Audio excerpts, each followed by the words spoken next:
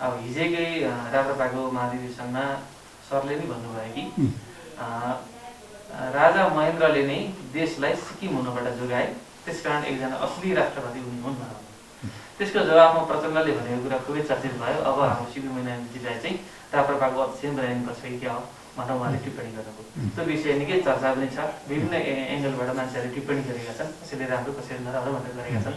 यो कुन सन्दर्भमा के भावनाले भन्नुभएको, उहाँको जवाब पछि हजुरलाई कस्तो लाग्यो? अनि पहिलो कुरो त मैले अब राष्ट्रिय प्रजातन्त्र पार्टीको यो एकता महाधिवेशनमा मैले स्मरण दिलाउन चाहेको हुँ वर्तमान स्थितिको बारेमा।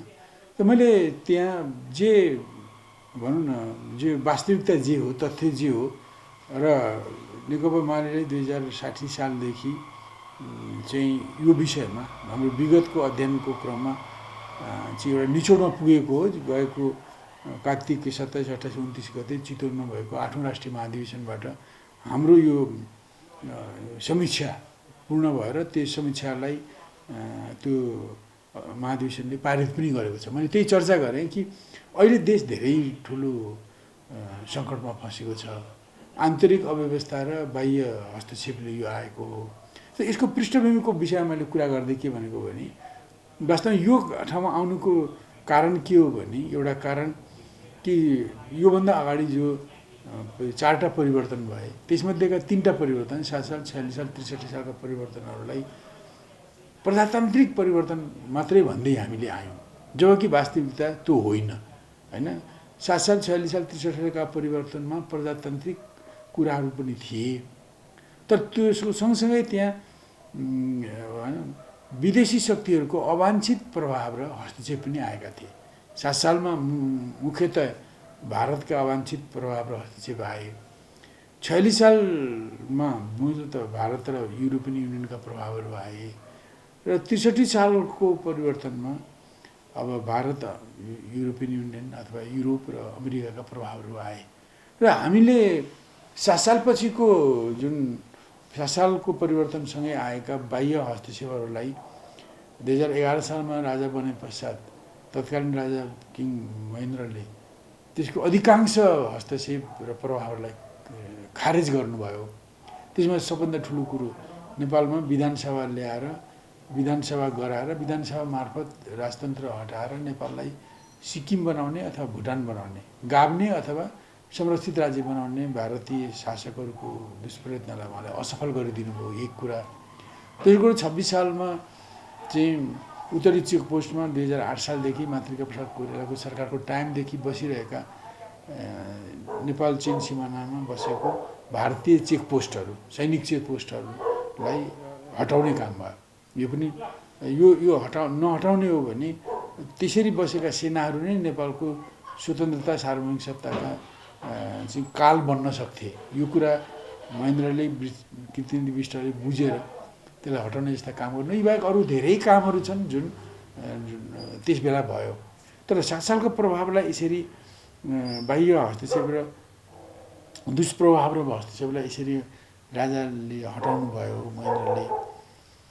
त्यसले गर्दा नै विधानसभाको चुनावद्वारा नेपाल सिक्किम जस्तो भारतमा गाभिने अथवा भुटान जस्तो संरक्षित राज्य बन्न पुगेन। हामी स्वतन्त्र रह्यौँ र पृथ्वीनारायण शाहले सिङ्गो नेपालको एकीकरण गर्नुभयो। बीचका कति श्री 3, श्री 5 सालले पनि एउटा दुईटा राष्ट्रको पक्षमा काम नगरेका होइनन्, तर सिङ्गो नेपालको स्वतन्त्रता, सार्वभौमिकता, अखण्डताको रक्षाको निम्ति पृथ्वीनारायण शाहपछि योगदान गर्ने राजा भनेको महेन्द्र नै हुन्। मैले यही कुरा भने, यो वास्तविकता जे हो मैले त्यही भने। यद्यपि 17 सालको काण्डको बारेमा मैले स्पष्टै भने, 17 सालमा पनि अर्को राजनीतिक परिवर्तन भयो जसको चरित्र दक्षिणपन्थी थियो र साथसाथै राष्ट्रवादी पनि थियो। त दक्षिणपन्थी चरित्र भएकोले पछि त्यसमा निर्दलीय व्यवस्था आयो, निर्मुखतन्त्र आयो, त्यसको मैले पनि विरोध गरेँ, गर्नु ठिक थियो पनि। तर जुन राजाका राष्ट्रवादी कदमहरू रहे, उनले आफ्नो भनौँ न त्यो सत्तालाई टिकाउनकै निम्ति पनि राजा महेन्द्रले राष्ट्रका कुरा उठाउनु पर्ने र समाज सुधारका काम गर्नुपर्ने बाध्यता आएको थियो र उनले जसरी पनि त्यो जुन गरे त्यसको हामीले विश्लेषण गर्नु पर्थ्यो। विश्लेषण बेगर होलसोलमा हामीले विरोध गर्यौँ, यो गलत थियो हैन। र उनले राष्ट्रियताका जति पनि कुरा गरे ती कुरालाई विश्लेषण गरेर जे कुरा पुरा सही छन् सही भन्ने, जे कुरा आधा सही छन् आधा सही भन्ने जो कुरा कम सही छन् कम सही भन्ने त्यही भन्नु पर्थ्यो हामीले, त्यो हामीले गरेनौँ, यो गलत थियो होइन। त्यसले गर्दा होइन त्यसको भनौँ न 7 सालमा आएका दुष्प्रभावहरूको विषयमा जुन मूल्याङ्कन हुनुपर्थ्यो त्यो हुन सकेन। अब 46 सालमा त्यही दोहोरियो, त्यहाँ पनि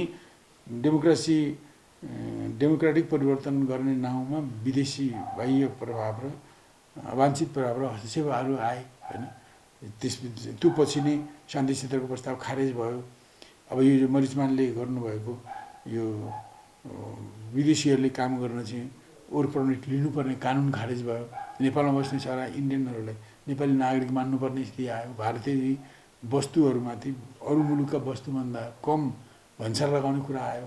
यत्तिकैमा नेपाल भारतका नदी सीमा नदी हुन् भन्ने कुरालाई स्वीकार गराउँदै यो वास्तवमा महाकाली नदी जो सुगौली सन्धिले पुरै नेपालको भनेको थियो होइन। महाकाली पूर्वपट्टि इन्डिया र त्यसपछि पश्चिमपट्टि नेपाल भनेर जो भनेको थियो, अब पुरै त्यसमा चाहिँ सिङ्गो महाकाली नेपालको हो भन्न सकिने दाबी गर्ने ठाउँ थियो। त्यसलाई सिध्याउनको लागि सबै सीमा नदीहरू साझा नदी हुन् र त्यसका स्रोतहरू मिलेर उपभोग गर्ने भन्ने कुरा पास गराइयो। पछि त्यही कुराबाट एकीकृत महाकाली सन्धि राष्ट्रघाती सन्धि गरियो होइन, जसमा सबै आन्दोलनकारी काङ्ग्रेस सामेल छ, एमाले सामेल छ होइन। त्यसको एमालेका त्यस बेलाका पार्टी नेता माधव कुमार नेपाल, त्यस बेलाको संसदीय दलको प्रतिपक्ष दलको नेता माधव कुमार नेपाल, अहिलेका प्रधानमन्त्री रहेका केपी ओली, त्यस बेला त्यसका प्रवक्ता, पैरोकार, समर्थक, यसरी नेकपा एमाले जसमा हामी 18-20 जनाले हामीले बहिष्कार गऱ्यौँ। हामी त्यो भोट मतदानमा हामी सामेल भएनौँ र पछि त्यही कारणले पार्टी फुट्यो पनि होइन।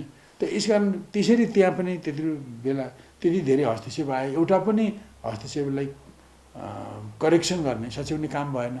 अब 46 साल 52 सालपछि माओवादीले सशस्त्र आन्दोलन गरेर जनगणतन्त्र ल्याउने काम गर्यो, 10 वर्ष प्रयत्न गर्यो, त्यो असफल भयो। तर आत्मालोचना गरेन, परिणाम त आत्मालोचना गरेन, इमान्दारितापूर्वक कार्यनीति बदलेन। त्यसकारण उनीहरूको पार्टी धुजा भएर फुट्यो। माओवादी पार्टी सिडदेखि तिर्सम्म धेरै टुक्रामा विभक्त भएको छ। किन भन्दा उनीहरूले एउटा प्रक्रिया मार्फत पार्टीको कन्सेन्ट लिएर आफ्नो कार्यनीति बदलेन। हिजो त्यसो गर्दा हिजो लिएको कार्यनीति गलत थियो भन्नु पर्थ्यो। त्यो चाहिँ विदेशीको कारणले गर्दा उनीहरूले त्यसो भन्न पाएनन्। त्यस कारण उनीहरूको समीक्षा नभएपछि त्यसका दोषीहरू माधव प्रचण्ड बाबुरामहरू नि हुन् भनेर उनीहरूबाट एकपछि अर्को गर्दै मान्छेहरू छुट्टिँदै गए र पार्टी टुक्रा टुक्रा भयो। र पछि उनीहरूले फर्केर त्यो जित्न नसक्ने स्थिति थिएन र लड्दै जाने हो भने समाप्त हुने स्थिति थियो। पार्टी समाप्त हुन्थ्यो होला, देशै समाप्त हुन्थ्यो होला, के हुन्थ्यो होला होइन। यो कुरा मेरो भाषा होइन, बाबुरामको भाषा हो। उहाँले पछि शान्तिमा आउँदा मैले यही घरमा बोलाएर सोधेको थिएँ, किन फर्केर आउनु भन्दा हामीले जित्ने रहन्छौँ, लड्दै जाने भने हामी पनि सिद्धिने, देश पनि सिद्धिने भएकोले हामी किन सिद्धिने, देश किन सिद्धाउने भनेर हामी आएका हौँ भनेर उनकै मुखले भनेको हो होइन। यो साँचो कुरा हो। तर त्यो त्यसपछि त्यो पछि उहाँहरू फर्केर आउने क्रममा धेरै विदेशी एजेन्डा बोकेर आउनु, जातीय राज्य, क्षेत्रीय राज्य, आत्मनिर्भर अधिकार, हिन्दी राष्ट्रिय भाषा, ठुकुरो नागरिकता भन, मधेसी राष्ट्रवाद, पहाडी राष्ट्रवाद, बहुराष्ट्रवाद, यी नहुने कुरा बोकेर माओवादीलाई पठाइयो र अहिले ती समस्याबाट देशमुक्त पनि भएको छ। त्यस कारण यस्ता जुन 4टा परिवर्तनमध्ये 3टा परिवर्तन चाहिँ अवाञ्छित बाह्य प्रभाव र हस्तक्षेप सहितका डेमोक्रेटिक परिवर्तन थिए। 7 साल, 46 साल, 63 सालका भने 17 सालको परिवर्तन चाहिँ दक्षिणपन्थी त थियो तर त्यो राष्ट्रवादी थियो र दक्षिणपन्थीको विरोध गर्नु ठिक थियो तर राष्ट्रवादी स्टेप्सहरूको नीतिहरूको चाहिँ हामीले होलसोलमा विरोध गर्नु गलत थियो। मैले यही कुरा भनेको र यसरी ती हस्तक्षेपहरू थुप्रिँदै गए। 7 सालपछिको हस्तक्षेपलाई किङ महेन्द्रले हटाए पनि अब त्यही हटाए बापत नि मैले उहाँलाई राष्ट्रवादी भनेको होइन। यो एका दुःखा काम होइन, सिङ्गो नेपालको अस्तित्व जोगाउने काम। अब नागरिकको हैसियतमा गर्ने हो भने पछि बिपीले 2033 सालमा राष्ट्रिय मेलमिलापको नीति लिएर आएर पनि वास्तवमा नागरिकको तहबाट राष्ट्रलाई जोगाउने काम गर्नुभयो भने।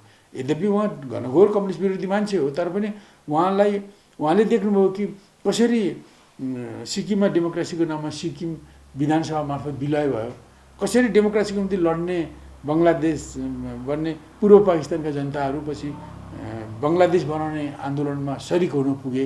यो त बिपी कोइरालाले देखेको हुनाले त यसरी बाहिर बसेर लड्ने हो भने कि सिक्किम कि बङ्गलादेश हुने खतरा देखेपछि उनले राष्ट्रको मिलमिलापको नीति लिएर नेपालको बाहिरिएको अपोजिसन पोलिटिक्सलाई भित्र ल्याउनु भयो। यस प्रकार उहाँले पनि नेपालको एकता अखण्डता जगाउन बिबीको पनि ठुलो योगदान छ। मैले त हिजो त्यहाँसम्म मैले गइनँ, किनभने त्यो अलिक सन्दर्भको कुरा थिएन, मैले भने अहिले मैले तपाईँसँग भन्दैछु। यसरी नागरिकताबाट पनि त्यो नभएको होइन। अहिले विदेशीहरूको 7 साल 46 साल 63 सालमा आएका अवाञ्छित प्रभाव र हस्तक्षेपहरू थुप्रिएर गएका छन् र देशमा हस्तक्षेप बढेको छ, होइन, बाह्य शक्तिको चलखेल बढेको छ। र हामी त्यसबेला आएका परिवर्तनहरूले जनतालाई कति सशक्त बनायो त्यो बेग्लै छलफलको कुरा छ। धेरै कुरा सिरानीमुनि गए, थोरै मात्रै जनता, थोरै अधिकार मात्रै जनता उपभोग गर्न सक्ने ठाउँमा छन्। तर ती बाह्य हस्तक्षेप बढ्दै गएपछि नेपाल कमजोर भयो। त्यसको प्रमाण हो कि 2076 सालको कार्तिक 16 गते एउटा छिमेकीले हाम्रो 400 वर्ग किलोमिटर जमिन एक गोली नचलाइकन कब्जा गर्यो। अनि त्यस विषयमा कुरा गर्न गयो भने अर्कोतिर फर्कन्छ। 72 ठाउँमा अतिक्रमण छँदैछ। नेपालमाथिको तिनीहरूको दक्षिणका शासकहरूको दमन अत्याचार भेदभाव झन् चर्केर गएको छ। अहिले झन् लवस्तरो भएको छ, त्यो बढेको छ। अब संयुक्त राज्य अमेरिकाले 1947 उसँग हाम्रो सम्बन्ध छ, द्वैत सम्बन्ध छ। अब हाम्रो भनौँ न विकास पार्टनर पनि हो। उसले USAID मार्फत अरू विभिन्न निकायहरू मार्फत शिक्षा, स्वास्थ्य, मलेरिया उन्मूलन, यो परिवार नियोजन आदि कुरामा उल्लेखनीय योगदान गरेको छ। तर पछिल्लो बेलामा उसले MCC को माध्यमबाट जुन इन्फ्रास्ट्रक्चर पूर्वाधार निर्माण, इन्फ्रास्ट्रक्चर निर्माण सम्बन्धी जुन परियोजना लिएर आइरहेको छ, त्योसँग सम्बन्धित सन्धिलाई संसदबाट पास गरेर त्यो परियोजना पास गर्नु हो भने त्यो नेपाल एउटा द्वन्द्वमा जान्छ। मैले धेरै लामो भनिनँ। अब त्यो MCC सम्झौता संविधानभन्दा माथि हुन्छ, MCC कम्पनी नेपाल सरकारभन्दा माथि हुन्छ र MCC चाहिँ भारत हिन्द प्रशान्त सुरक्षा रणनीतिको अङ्ग भएकोले त्यसले नेपाललाई कुरुक्षेत्र बनाएर नेपालमा टेकेर चीनलाई तोडफोड गर्ने अमेरिकाको योजनालाई साकार पार्न मद्दत गर्ने हुनाले हामी एउटा द्वन्द्वस्थलमा परिणत हुन्छौँ। हाम्रो शान्ति स्थिरता खतम हुन्छ, हाम्रो विकास ठप्प हुन्छ, हाम्रो अस्तित्वमाथि प्रश्न उठ्छ। यस्तो कुरा पनि नेपालका लाखौँ लाख मान्छेले विरोध गरिरहेका छन्। प्रवासीका नेपालीले लाखौँले विरोध गर्छन्, तर पनि अमेरिका टेर्दैन। सधैँ आइरहेको छ, जहाँ भेट्यो त्यहीँ खोइ MCC पास गरेको, कहिले पास गर्ने भन्ने दबाब दिइरहन्छ, प्रलोभन दिन्छ, दबाब दिन्छ। यो किन यस्तो भएको भन्दा नेपाल कमजोर भएर। यो चाहिँ 7 साल 46 साल 63 सालमा भएका राजनीतिक परिवर्तन सँगसँगै आएका अवाञ्छित बाह्य प्रभाव र हस्तक्षेपले गर्दा र अहिले अमेरिकाले जुन ढङ्गले नेपाललाई बढाए कुरुक्षेत्र बनाएर चीनको विरुद्धमा प्रयोग गर्न खोजिरहेको छ, त्यस कारणले गर्दा बाह्य हस्तक्षेप बढेको छ। हाम्रो कमजोरीलाई उनीहरूले दुरुपयोग गरेर यसो गर्छन्। हो, यसबाट निक्ल्नुको लागि मैले भन्न खोजेको के भने त्यस बेलादेखि भएका यी बाह्य अवाञ्छित हस्तक्षेप र प्रभाव र हस्तक्षेपको विरुद्धमा अब अरू कोही उठ्दैन, हामी नेपाली जनता उठ्नुपर्छ। नेपाली जनता 4 खाले भोटरहरू छन्, कम्युनिस्ट, गैर कम्युनिस्ट, वामपन्थीहरू, प्रजातन्त्रवादीहरू र राष्ट्रवादीहरू। राष्ट्रवादीहरू जो राजा देवता धर्म परम्परा पनि मानेर राजनीति गर्छन्। त यी 4 खाले जुन ट्रेन्ड, मैले कुनै सङ्गठन भनिनँ, अमुक सङ्गठन भनिनँ मैले, कम्युनिस्टको अमुक सङ्गठन, प्रजातन्त्रको अमुक सङ्गठन, राष्ट्रवादी अमुक सङ्गठन भने मैले ती प्रवृत्तिमा, यी 4 प्रवृत्तिमा देशलाई माया गर्ने देशभक्त पनि छन्, विदेशको निम्ति काम गर्ने विदेशभक्त पनि छन्। त्यही कारण यी 4 प्रवृत्ति, राजनीतिक प्रवृत्तिमा रहेका देशभक्तहरूलाई अहिलेको देशका ज्वलन्त समस्याहरूको देशमुखी समाधान, राष्ट्रमुखी समाधानका एजेन्डामा उनीहरूले एकगठ हुनुपर्छ र त्यस्ता देशभक्तहरूले मिलेर नै यो देश जोगाउन सक्छन्। त्यसरी जाने क्रममा नै ती देशभक्तहरूको बिचबाट नेतृत्व पैदा हुन्छ। अब नीति त यही हो, नेतृत्व पैदा हुन्छ र देशको लागि स्वतन्त्रता सार्वभौमता हामी बलियो बनाउँदै जान सक्छौँ भन्ने कुरा मैले त्यो राप्रपाको महाधिवेशनमा राख्नको निम्ति ती कुराहरू उल्लेख गरेको। अब यहाँ जस्तो राप्रपाको विशेषता सबैलाई थाहा छ कि राप्रपा एउटा हिन्दुत्व चाहने राजनीतिक दल हो। उसलाई राज संस्था सहितको प्रजातन्त्र चाहिएको छ। त्यो राज संस्थाको विरुद्धमा तपाईँहरू स्वाभाविक रूपमा कम्युनिस्ट भएको हिसाबले तपाईँहरूले चाहिँ यो सामन्तवादको अवशेषको रूपमा राज संस्थालाई लिनुहुन्छ। अनि राजाका कतिपय गलत कदमको विरुद्धमा जीवनभर नै सङ्घर्ष गरेर तपाईँहरू जीवन बित्यो, बुढेसकाल लागिसक्यो। अनि एउटा फोरममा, एउटा सन्दर्भमा तपाईँले महेन्द्रलाई राष्ट्रवादी भनिदिँदा प्रचण्डले भन्नुभयो कि अब तपाईँलाई राप्रपाको अध्यक्ष बनाइदिएको हुन्छ।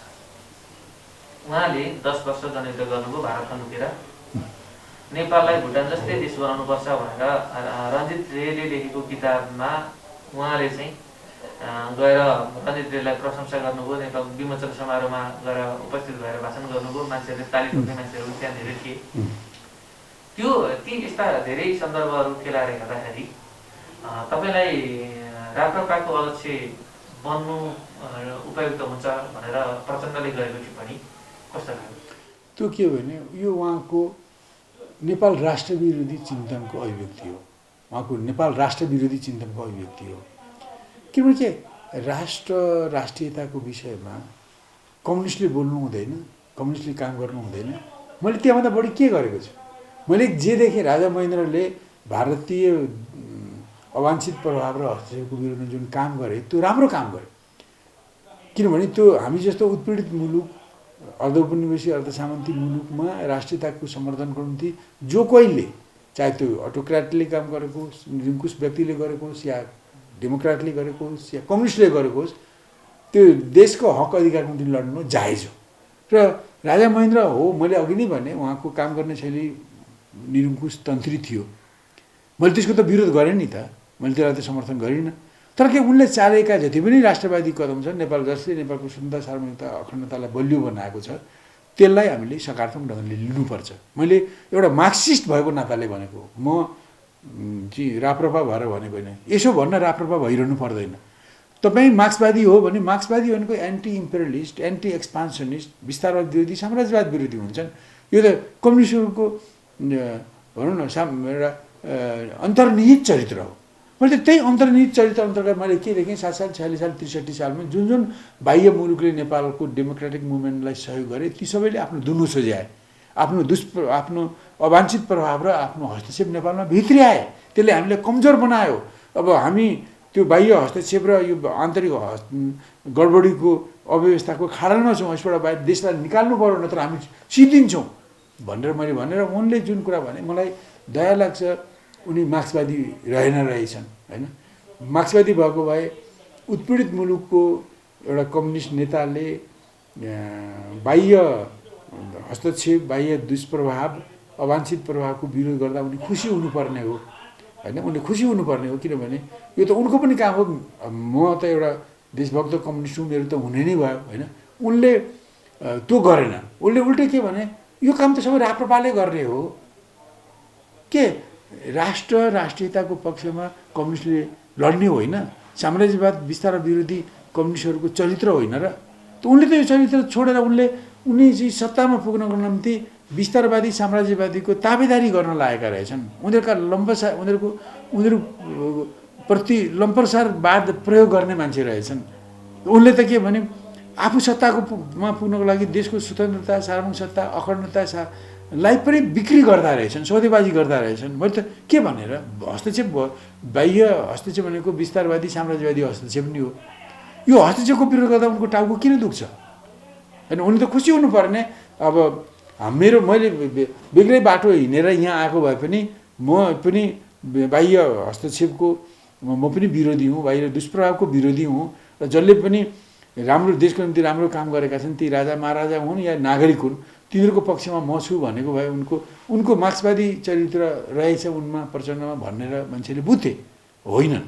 उनले त्यहाँ जुन भने, उनले वास्तवमा उनको चरित्र, उनको स्वभाव, उनीहरूको वास्तविकता उनले उजागर गरे। उनी वास्तवमा मार्क्सवादी होइनन्। उनी उत्पीडक मुलुकको पक्षधर हुन्। उनी उत्पीडित मुलुकको राष्ट्रवादको, उत्पीडित मुलुकको राष्ट्रियताको, उत्पीडित मुलुकको देशभक्तिको पक्षधर रहि नै रहेछन्। त्यसकारण मैले उत्पीडित मुलुकको हक अधिकारको पक्षमा बाह्य अवांछित प्रभाव र हस्तक्षेपको विरुद्धमा बोलेको हुनाले उनले मलाई कम्युनिस्ट पङ्क्तिबाट हटाएर राप्रपाको अध्यक्ष बन्नुहोस्, बधाई छ, शुभकामना छ भन्ने जस्तो जुन कुरा गरेँ, मैले यो उनको चिन्तनको दरिद्रता हो। त्यसमा मैले के रिसाउनु, म के खुसाउने त कुरै भएन। तर उनी कति बिचरा रहेछन्, कति उनी आफूलाई मार्क्सवादी, लेनिनवादी, माओवादी भन्ने, तर कति एन्टी माओवादी रहेछन् भन्ने कुरो त उनको बयानले नै प्रश्न गरेको छ नि त। अब यहाँनिर जस्तो जुन बेलामा महाकाली सन्धि संसदबाट पास भयो, त्यहाँदेखि तपाईँहरूले एमालेबाट माले गठन गर्नुभयो। त्यहाँदेखि तपाईँहरूको जुन वैचारिक असहमति थियो, जुन घटना भयो नेपालमा, त्यो विरुद्धमा तपाईँहरूले पार्टी नै अलग गर्नुभयो। पछि तपाईँकै समकालीन साथीहरूले चाहिँ अब यो मालेमा बसेर सत्तामा जान सकिँदैन, मन्त्री खान सकिँदैन, जीवन उज्जवल हुँदैन, जीवन दँडेर हुने हो भनेर एमालेमा फर्किनु हो। तर तपाईँ आजसम्म 37 साल भएर एमाले मालेमै हुनुहुन्छ होइन। अनि जुन एमाले महाकाली सन्धिका लागि एकदम पहरेदारी गर्यो एमाले, त्यही एमालेको विरोध गरेर जनयुद्ध सुरु गर्नुभयो प्रचण्डले। अनि कम्युनिस्ट केपी ओलीलाई त उहाँले खुलेआम भन्ने गर्नुहुन्थ्यो, केपी ओली जस्ता कम्युनिस्टका नाममा गद्दार कोही छैन भनेर उहाँले भन्नुभएको छ। कम्युनिस्टको नामको काङ्ग्रेस भनेर त कतिचोटि भाषण गराएको छ गर्नुभएको छ। अन्तिममा गएर के भने एमालेसँगै गएर विलय गर्नुभयो पार्टीलाई। एमालेमा पनि केपी ओलीले अब किक बक्सिङ खेल्न थालिसकेपछि उहाँ टिक्न सक्नु भएर अदालतले छुट्याइदियो, फेरि विषय अर्को आयो। अहिले आएर फेरि प्रचण्डले के भन्न थाल्यो भने अब चाहिँ सबै कम्युनिस्टहरू सानामा पूर्व माओवादीहरू एक हुनुपर्छ र अब जानुपर्छ चुनावमा भनेर भन्नुहुन्छ। यो उहाँको जुन स्टाइल छ हाम्रो नै, त्यो स्टाइललाई कसरी अवसरवादी भन्छन्, कसैले जता शक्ति सञ्चय गर्न सकिन्छ, जसरी आफ्नो राजनीतिक दाउपेच अगाडि बढाउन सकिन्छ, त्यही हिसाबले चाहिँ प्रचण्ड मुभ हुनुहुन्छ भनेर भने तपाईँको विश्लेषण। यस्तै हो, यो कुरा ठिकै हो। मैले भन्नुपर्दा मैले आफ्नो भाषामा भन्ने हो भने वास्तवमा उनीका सम्पूर्ण अभिव्यक्ति र गतिविधि हेर्ने हो भने भनौँ उनी मार्क्सवादका कयौँ महत्त्वपूर्ण विषयबाट चिप्लिएका छन् भने क्या। खास गरिकन राष्ट्र राष्ट्रियतालाई हेर्ने, उत्पीडित मुलुकको राष्ट्रवादलाई बुझ्ने कुरामा उनी असफल छन्। तपाईँले भन्नुभयो नि मार्क्सवादको चिन्तनबाट चिप्लियो भन्दाखेरि त यो बौद्धिक मान्छेले मात्रै बुझ्छन्, जनताको लवजबाट भन्दैन त। चिन्तेर मैले भने नि त, उनी राष्ट्रवाद र उत्पीडित मुलुकको हक अधिकारलाई बुझ्ने कुरामा उनी चिप्लेर उनी उनका विचार चाहिँ मार्क्सवादको नाममा राष्ट्रघाती विचार छन्। मैले सिधै भन्दिनँ भने उनका मार्क्सवादको नाममा राष्ट्रघाती विचार छन्। जस्तो मैले जुन त्यहाँ हिजो अभिव्यक्ति दिएँ त्यो त मैले कुनै दलप्रति लक्षित गरेर भनेको होइन। मैले एउटा जे घटना घट्यो 7 साल 46 साल 63 सालमा अनि 17 सालमा पनि राजा महेन्द्रबाट जे भयो त्यसकै नै विश्लेषण गरेको हो नि। त्यो विश्लेषणमा केही तलमाथि हुँदा आलोचना खण्डन मण्डन हुने आफ्नो ठाउँमा होला, तर उनले त्यसलाई होलसोल विरोध गरेर यो चाहिँ कम्युनिस्टले गर्ने विश्लेषण नै होइन, यस्तो विश्लेषण राप्रपाले गर्छ र राप्रपाको अध्यक्ष भन्न जाऊ भनेर जुन भने, यसले उनको चिन्तनको दरिद्रता होइन, उनको दृष्टिकोणको दरिद्रता होइन, र अहिलेसम्मले गरेका यो मार्क्सवादको नाउँमा माओवादको नाममा गरेका सारा ढकोसलाको पोल खोलिदिएको छ होइन। मलाई थोरै दुःख लाग्छ होइन। अनि उनी वास्तवमा जुन ढङ्गले हिजो मैले भनौँ कि 50 सालमा नि प्रचण्डको नेतृत्वमा सशस्त्र सङ्घर्ष गरेर जनगणतन्त्रमा जाने उनको नीति लिए। 52 सालको फागुन 1 गतेदेखि सुरुवात गरे र त्यहाँ 52 सालकै भदौ असोज कार्तिकतिर हुनुपर्छ, मलाई निश्चित डेट थाहा भएन। उहाँहरू दुईजनाले, उहाँ र बाबुरामले मलाई बाबुरामजीको कोटेश्वरमा घर थियो त्यस बेला, पछि बिक्री गर्नुभयो, बोलाउनु भयो। त्यस दिन म्याडम हिसिला यामी हुनुहुन्न थियो। बाबुरामजीले बडो स्वागत खातिर गर्नुभयो, चिया बनाउनु भयो, खुवाउनु भयो। हामीले 6 घन्टा कुरा गऱ्यौँ। मैले यो हिजो पनि जिकिर गरेँ र उहाँले मलाई पहिले झापा विद्रोहमा आएको र हिंसात्मक बलले जनगणतन्त्रमा ल्याउन अगाडि काम गरेको हुनाले मलाई अब बेला भयो सशस्त्र सङ्घर्ष गर्ने, राजतन्त्र हल्टाउने र जनगणतन्त्र ल्याउने उहाँले आफ्नो विश्लेषणहरू र प्रस्ताव पेश गर्नुभयो। मैले सुविस्तार त्यसको मैले त्यो रणनीतिक लक्ष्य समय पछिको लक्ष्य हुनसक्छ, तर तत्काल त्यो लागू हुँदैन साथीभाइ हो। अहिले स्थिति छैन। अहिले त वास्तवमा भर्खरै 46 सालकोमा हामीले पुँजीवादी प्रजातन्त्र ल्याएका छौँ। यो जनताको घर दैलोमा पुगेको छैन। अहिले त जनताको घर दैलोमा नपुगेको बेलामा काङ्ग्रेसले नि डेमोक्रेसी भनेको नेपाली काङ्ग्रेस भनेको डेमोक्रेसी भनेर उसले आफ्नो सर्वसत्तावाद लागू गरिरहेको छ होइन। किन यो सर्वसत्तावादको विरोध गरौँ, जनताको घर दैलोमा डेमोक्रेसी पुर्याउँ, डेमोक्रेसीले जनतालाई अधिकार सम्पन्न बनाऊँ र राजनीतिक परिवर्तन बराबर आर्थिक सामाजिक परिवर्तन गरौँ, शिक्षा स्वास्थ्यमा परिवर्तन गरौँ। यो चाहिँ अहिलेको खास मामला हो र यसमा जुझारु आन्दोलन गरौँ। तपाईँहरू इन्डिपेन्डेन्ट देशमा लाग्नुहोस्। मेरो पार्टीमा अलिअलि दक्षिणपन्थी रुझान आइरहेको छ, तर पनि तपाईँहरू यो लिएर भन्नु भने हामी नेकपा मालेभित्र, म त्यस बेला मालेभित्रै थिएँ, नेकपा एमालेभित्रै थिएँ। एमालेलाई पनि यो जुझारु आन्दोलनमा सरिक गर्न हामी पनि प्रयत्न गर्छौँ भनेर प्रस्ताव राखेँ। मेरो कुरो उहाँले पत्याउनु भएन, उहाँहरूको कुरालाई मैले पत्याइनँ होइन। किनभने मैले त्यहाँ पुगेर मैले त्यो किसिमको प्रयास चाहिँ झापा विद्रोहपछि कोके बनेपछि माले बनेपछि मैले कोसिस नगरेको होइन, हामीले गऱ्यौँ। र हाम्रो अनुभवले के देखायो भने नेपालको वर्तमान भूराजनीतिक स्थितिमा, नेपालको भूपरिवेष्टित स्थितिमा तत्काल यो रणनीति, यो कार्यनीति लागू हुँदैन र त्यसको निम्ति लामो लडाइँ लडेर जाने अवस्था छैन भन्ने पुगेर हामीले चाहिँ त्यसलाई भविष्यको विषय बनाएर तत्काल नयाँ कार्यनीतिमा आयौँ। र मेरै पहलमा, मेरै सक्रियतामा, अग्रसरतामा सुधारिएको जनमतसँगबाट जितेको सुधारिएको पञ्चायती व्यवस्थालाई ढालौँ, त्यसको निम्ति वाम मोर्चा बनाऊँ र नेपाली काङ्ग्रेससँग सहकार्य गरौँ र देशलाई चाहिँ यो पुँजीवादी प्रजातन्त्रको ल्याइसकेपछि देशलाई जनवादी क्रान्तिको दिशामा अग्रसर गराउने सक्ने कामहरू गर्दै जाउँ भनेर मैले प्रस्ताव राखेको थिएँ। त्यसरी हामी त्यो बाटोमा लागेका थियौँ। अब उहाँहरू चाहिँ जनगणतन्त्रमा जाने गर्नु, मैले पनि यो सम्भव छैन भने कति गर्दा पनि मैले त उहाँहरूको कुरो पत्याइनँ, उहाँहरूले पनि मेरो पत्याउनु भएन। लास्टमा मैले भने चियासा खाएर ल कमराहरू अब आफ्नो बाटो लागौँ, अब तपाईँहरू त्यसरी लाग्नु चाहिँ लाग्नुहोस् होइन, हामी आफ्नो ढङ्गले, म आफ्नो ढङ्गले लाग्छु भने यही कुरा हुन् मेरा। अब तर तपाईँले केही गर्न सक्नुहुन्छ, केही शक्ति पनि बन्ला, तर तपाईँहरूले जनगणतन्त्र ल्याउन सक्नुहुन्न, लड्दै जानु पनि दिनु सक्नुहुन्छ, फर्केर आउनु पर्ने हुन्छ, फर्केर आउँदा ढङ्ग पुगेन भने ठुलो नोक्सान हुन्छ है तपाईँहरूले। मैले प्रचण्ड र बाबुरामलाई त्यही दिन 6 घन्टामा कुरा गरेपछि मैले अन्तिममा यो कुरा भनेको हुँ। उनीहरूले यो सम्झेका होला या नहोला उनीहरूसँग छ, मैले हिजो पनि त्यो सम्झाएँ होइन। पहिले तपाईँहरूसँग कुरा गरेको नि हो होइन, तपाईँहरू जानुभयो, आखिर तपाईँले त्यो पार पाउनु भएन। त अहिलेसम्म पनि 2050 सालमा अथवा 52 सालमा सशस्त्र सङ्घर्ष गरेर जनगणतन्त्र ल्याउने कार्यनीति चाहिँ गलत थियो भनेर तपाईँले आत्मालोचना पनि गर्नुभएको छैन। म भन्छु त्यो समीक्षा गरेको भए यदि सक्नुहुन्थ्यो भने किन गर्नु भएन, त्यसको पनि हुनु पर्यो। सक्नुहुन्न थियो भने किन थाल्नुभयो, यदि परिस्थितिले नदिएर सक्नुहुन्थ्यो, यो त समीक्षा हुनु पर्यो नि त। एउटा काम गरेपछि त्यसको समीक्षा हुन्छ होइन। उहाँहरूले काम गर्नुभयो, फत्ते गर्नु भएन, समीक्षा त हुनु पर्यो। यदि सक्ने सम्भावना थियो भने के कारणले गरिएन त्यो पनि खुलासा हुनु पर्यो। र सक्ने सम्भावना थिएन भनेदेखि त्यो नसक्ने काम किन थालेको, यो त के भने उहाँहरूलाई सशस्त्र सङ्घर्षमा गरेर जनगणतन्त्र ल्याउन कुरामा उनीहरूलाई ठेल्ने र त्यसो गर्ने क्रममा उनीहरूले एउटा शक्ति बनाउँछन्। उनीहरूले नेपालको राजतन्त्र फाल्न सक्ने शक्ति बनाएपछि उनीहरूलाई लगाम लगाएर पछि खिच्ने, अनि त्यो शक्तिले राजा हटाउने र नेपालमा प्रो इन्डियन सरकार बनाउने, नेपालमा इन्डियाले चाहे जस्तो काम गर्ने डिजाइनबाट, दिल्लीले गरेको, रले गरेको डिजाइन अन्तर्गत उहाँलाई थाहा थिएन म भन्न सक्दिनँ, तर रको डिजाइन यही हो, यो अनुसार उहाँहरू परिचालित हुनुभयो। अब कति बुझेर हुनुभयो, कति नबुझी हुनुभयो, कति छलफल गरेर हुनुभयो, कति गर्नु, तर उहाँहरूको यो कामले रको त्यो डिजाइनलाई साथ दियो होइन। यो त देखियो नि त, यो त यत्र किताब 5-6 लेखिएका छन् होइन, राजदूतले लेखेका छन्, पत्रकारले लेखेका छन्, कसरी माओवादी आन्दोलनमा भारतको भूमिका के थियो, उसले के गर्यो, कसो गर्यो, सबै कुरो त आएको छन्, मैले भनिरहनु पर्दैन।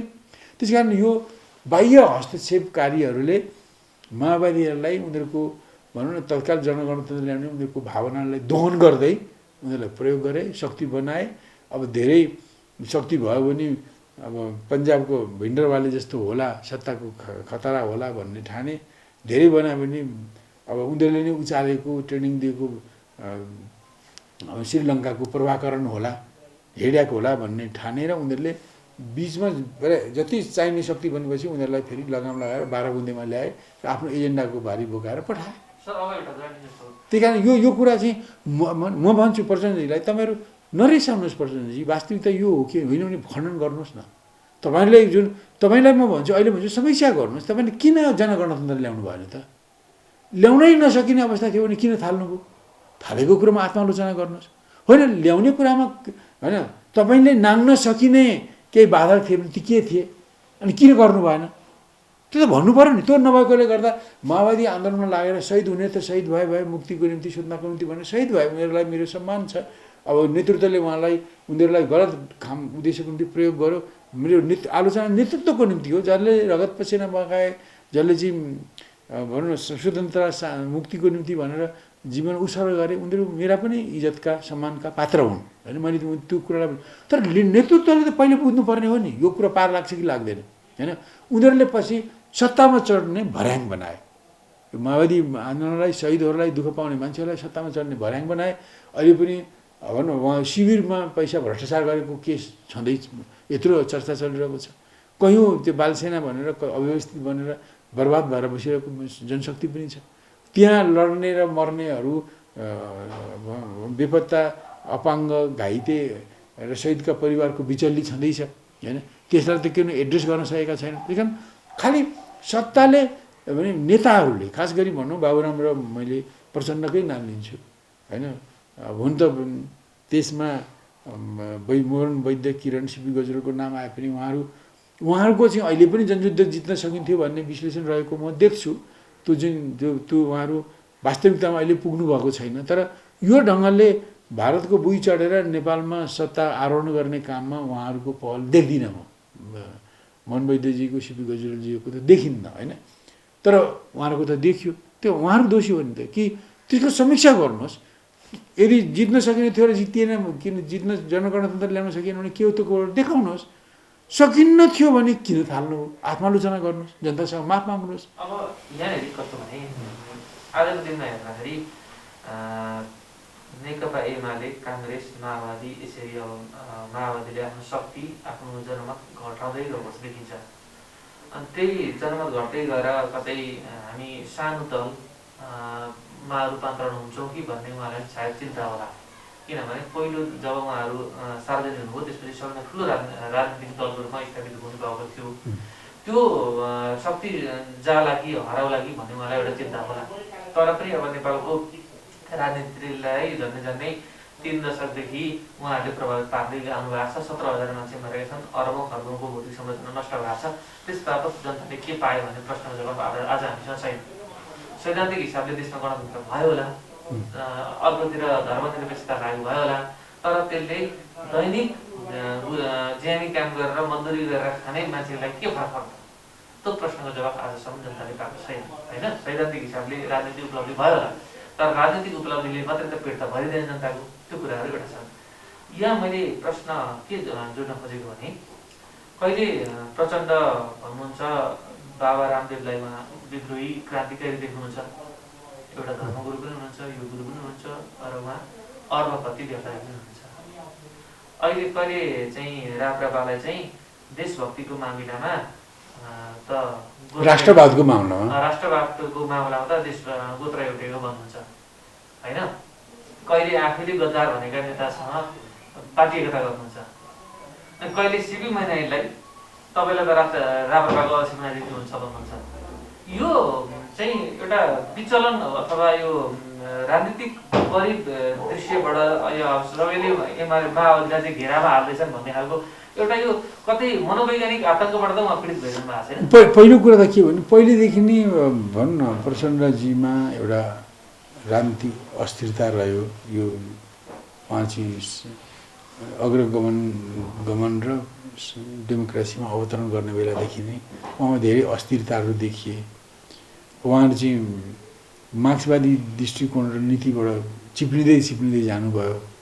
त उहाँ पछि के हो भने विशुद्ध उहाँले सत्ताको निम्ति आफू सत्तामा पुग्ने, चाहे त्यो जनसत्ता होस् चाहे त्यो पुँजीवादी सत्ता होस्, त्यसमा पुग्ने ख्वाइसबाट उहाँ प्रभावित भएको देखिन्छ होइन। उहाँ सत्ता केन्द्रित व्यक्तिको रूपमा सत्ता चाहे अमेरिकाले बोकेर पुर्याओस्, चाहे भारतले बोकेर पुर्याओस्, चाहे जनताले बोकेर पुर्याउन्, उनलाई चाहिएको सत्ता हो होइन। त्यही कारण अहिले उनले बीएसपीसी खास गरी सशस्त्र सङ्घर्ष सुरु गरेर नेपालबाट त्यो पार नलाने देखेपछि उहाँ भारत जस्तो भनौँ नेपालको एकीकरणदेखि नै नेपालप्रति विस्तारवादी उपनिवेशवादी नीति अप्नाउँदै आएको भारतीय शासकहरूको पाहुना भएर बस्नुभयो। उनीहरूकै बन्दोबस्तीमा पछि 12 हुँदै पनि गर्नुभयो। उनीहरूले नै आफू खुसी फर्काउन नसकोस् भनेर आतङ्ककारी भनेर माओवादीले बिल्ला पनि लगाए। पछि पर्याप्त शक्ति भएपछि बिल्ला हटाइदिन्छौँ त्यहाँले यो काम गर भनेर उनीहरूले चाहेको जातीय राज्य, क्षेत्रीय राज्य, आत्मनिर्भरको अधिकार, ठुलो नागरिकता नीति, हिन्दी राष्ट्रभाषा, बहुराष्ट्रवाद, मधेसी राष्ट्रवाद, पहाडी राष्ट्रवादका नचाहिने एजेन्डा बोकेर उहाँ आउनुभयो। त्यसबाट देश अहिले पनि मुक्त भएको छैन होइन। तर उहाँ यसरी भन्यो भने उहाँ मार्क्सवादी विश्लेषणबाट खास गरिकन राष्ट्रियता, राष्ट्रिय स्वतन्त्रता, राष्ट्रिय अखण्डता, राष्ट्रको अस्तित्वको सन्दर्भमा उहाँका विचारहरू मार्क्सवादी छैनन्। उहाँका विचारहरू एन्टी मार्क्सिस्ट छन् होइन, स्खलित उहाँ राष्ट्रियताको मामलामा त्यो पक्षमा उहाँ मार्क्सवादी रहनुभएको छैन। यो जसरी उत्पीडक मुलुकको सहयोग लिएर उत्पीडित मुलुकको सत्ता बदल्ने जुन उहाँले अभ्यास गर्नुभयो त्यो मार्क्सवाद विरोधी अभ्यास हो, त्यो माओका विचार विरोधी अभ्यास हो। उहाँ न माओवाद पक्षधर हो त्यस मामलामा, न मार्क्सवाद पक्षधर हो होइन, एउटा कुरा हो। पछि भारतले उनीहरूलाई शक्ति दिएपछि उनलाई सत्तामा पुर्याउने आश्वासन दिएर उनी चाहिँ गणतन्त्रमा फर्काउनु भयो र अब उनको सत्तामा पुग्ने र सत्ता चाहिँ आफू खुसी या विदेशी मालिकहरूको खुसी चलाउने उहाँको ख्वाइस रहेको देखिन्छ। अब त्यसको वरिपरि उहाँका विचारहरू केन्द्रित छन्, त्यस कारण उहाँ अस्थिर छ, उहाँ अवसरवादी हो, उहाँ राष्ट्रियताको मामलामा एन्टी मार्क्सिस्ट हो, मार्क्सवाद विरोधी हो र त्यसै कारण उहाँका यी अस्थिरता देखेका हुन्। र मैले त्यो हिजो पनि राजपाको महाधिवेशनमा त्यो कुरा गरेँ, मैले त खालि बाह्य विस्तारवादी र साम्राज्यवादी शक्तिको हस्तक्षेपको विरोध गरेँ, मैले उनीहरूको एक्सपोज गरेँ, मैले त्यसको विरोध गरेँ। त्यसमा उनले टाउको किन दुखाउनु परेको, किनभने उनी तिनकै पक्षधर भएर काम गरिरहेका रहेछन् तब न हो। अनि मैले राजाले ती विदेशी हस्तक्षेपकारीहरूका हस्तक्षेपलाई चाहिँ धेरै हस्तक्षेपलाई उनले हटाएर देश जोगाए भन्दा उनलाई किन टाउको दुखेको, वास्तविकता त यही हो नि।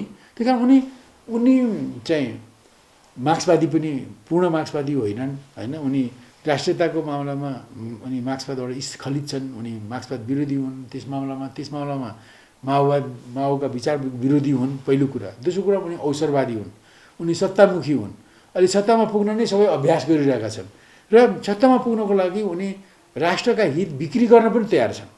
त्यसै कारण जब कसैले कुनै विस्तारवादी कुनै साम्राज्यवादी डिजाइनको विरोध गर्छ तब उनलाई रिस उठ्छ, तब उनी पूर्वाग्रही गरेर त्यसरी बोल्ने वक्तालाई उनीहरूले तथानाम लान्छना लगाउँछन्। यो हिजोको त उनको अभिव्यक्ति त्यो लान्छना हो। मैले उनलाई बुझेको हुनाले म प्रचण्डको त्यो लान्छनाबाट मलाई त के भने उनको चरित्र चाहिँ मैले जे अनुमान गरेको थिएँ त्यही नै हो रहेछ भन्ने कुरा मलाई झन् पक्का भयो क्या।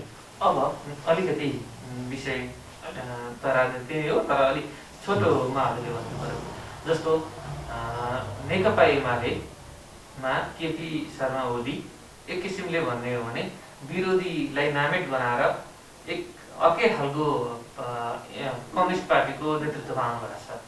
एमाले पहिले यस्तो छैन भन्छन् सबैले, एमालेमा जसले विरोध गरे त्यसलाई चाहिँ भोट नहाल्नु भनेर महाधिवेशनमा त प्रचारै बाँडियो होइन।